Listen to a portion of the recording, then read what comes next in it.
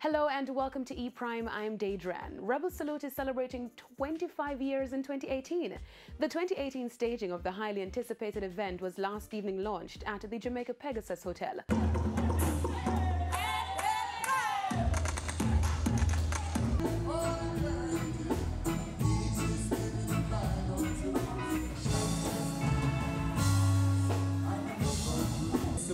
No scissors can cut it. The only thing we're cutting is the weed for the coaching.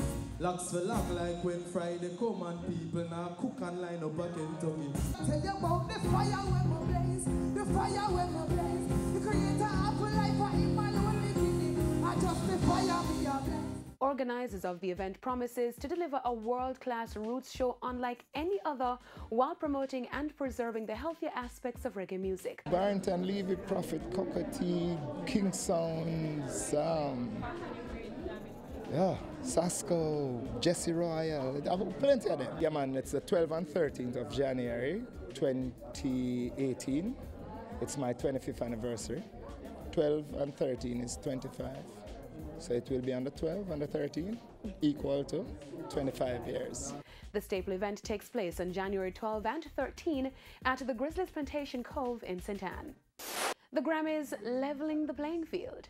Veteran reggae artist Freddie McGregor last year expressed his displeasure at the annual picks for the Best Reggae Album at the Grammy Awards. Now Grammy executives are taking steps to revamp the image of the reggae category. Several members of the reggae and dancehall entertainment fraternity were recently invited to a meeting by the executives of the Grammy Awards South Florida chapter. It was revealed that Ziggy Marley's Israeli-born wife and manager Orly Marley was elected governor of the Los Angeles chapter of the Grammys executive in 2014.